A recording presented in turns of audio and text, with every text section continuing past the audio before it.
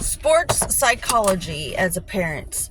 I need to write a book about this. Like, I could write a whole book about it. I just don't have the time because I'm paralyzed in fear all the time about how to make money.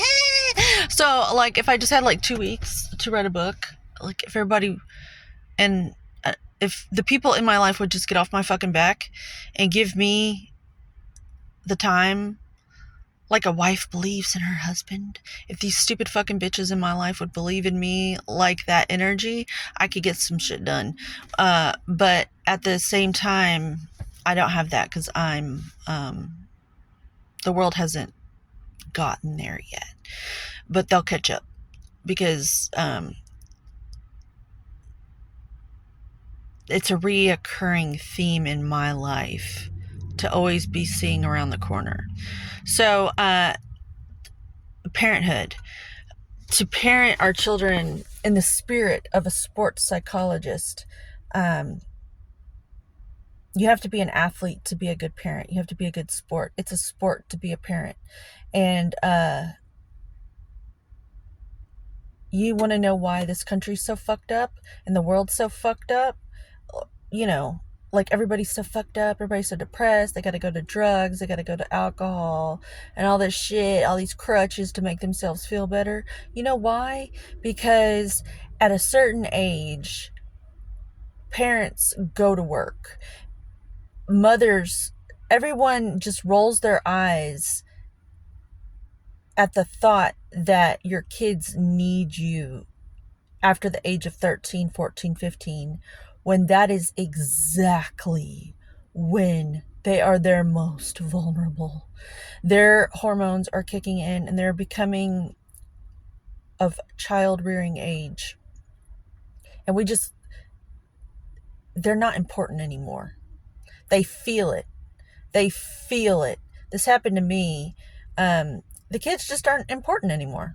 They're not important. And they're at their most in need of tending, of pruning, like you would a plant. And what do? In my generation, we left them alone with a VCR and a radio. Harvey Weinstein Productions. That's what we did. And then before that, it was like, the 60s music and all that. Today, it's social media. And we leave our children alone with these electronic babysitters. And the kid these kids feel it. And that's why we have all these 16 and pregnant faggots going around making more idiots. And then they have to go to work and leave their kids with some strangers. And then it's just this stupid vicious cycle. It's so annoying. And then all these people are having sex because they feel so bad about themselves. They just want to feel good. It's so annoying. So for me, I'm not going to look normal. My kid's the most important thing in the world. And I also noticed that all these women would rather go be an employee somewhere than to actually be available for their young adult child. My daughter's 14. She needs me now more than ever. Her womb literally works. She's got a functional womb, meaning if somebody were to give her even the slightest bit of attention, she's like low-hanging fruit, because she would be so like all these other girls, just wanting some love, and all these boys,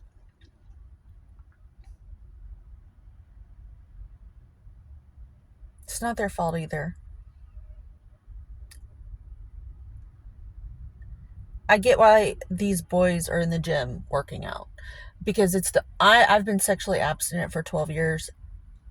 That's the only way you can survive, is to work out. Like, you got to move that energy in your body somehow. And so pumping iron is the only way to go. Because you could drink, you could smoke, you could do all that stupid shit, but you're just going to end up with you're not going to be able to handle your pregnancies. that come from all that. So,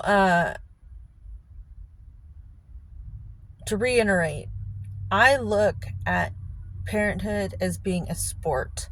I have to be an athlete. I have to be in really good physical health, to be in good mental health, just to be able to tolerate her fucking attitude. It is intense. It is so intense. Being alone with my daughter and not having a man to like scare her to respect me, because she is so disrespectful. There's no one there to scare her but me. And I always like looked up to like single black mothers who's like, you see, I don't know if this is totally a foul stereotype, but you see these like black males scared to death of their moms. So I thought, I want to be a tough ass. I'm going to take this like in the spirit of a single black woman. Like, all of this is riding on you being respectful because they're out to get you. Like, you know, like just like the whole stereotype of being like, they can't fuck up at all. Like everyone, like with the news in the 80s, like this is going all over the place, but like, you know how like they spun this narrative that like all black people are bad and shit. We all know that's not true now, but like the idiots who watch the news and like believe all that shit didn't trust black people, and it's just so fucking stupid. Like the ones who know how stupid that is. But anyways, that had an effect on the black mothers who were single mothers, and like their kids had to be fucking perfect because they knew, like, you even walk down the street the wrong way, you're gonna get in trouble. And I just like always looked up to black single mothers. So, and then I don't have a man around to like scare her into talking to me with respect. Well, it's not working because she is vicious. She's vicious. And I have to be in really good physical condition to be able to handle it. Like Anthony Robbins is always like training his body so that he can handle things. And you have to be in healthy working order just to be a parent. And yeah, so I look at parenthood as a sport, as an athlete. And you have to be a really good sport just to stay in good morale, especially when you're alone. And the more this social media stuff takes a hold of our culture, the more isolated we are all becoming, because we're all kind of moving towards our comfort zones, and like we find people online that we can resonate with, just like we did with movies, like our music. Like our kids would listen to different music than the parents. Well, it's like getting distilled down into like two-dimensional relationships, one-sided relationships. Like, you follow these people on social media who you resonate with, and they don't know you exist, but they're giving you something when you watch them. They're giving you a feeling like, I'm not alone, I resonate with this person. Which is why I keep wanting to be on social media, because I feel like I know there's other people out there, and I can maybe channel the spirit of the times. In fact, I invite the spirit of the times to just speak through me, and like I'll get out of the way and just let it like come out of me, because it wants to talk. Like, just the solutions are there for our world. Like, the solution is there.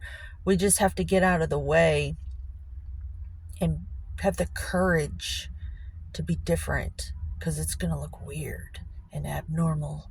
And I know that's just so uncomfortable, because none of us want to be weird. None of us want to be abnormal.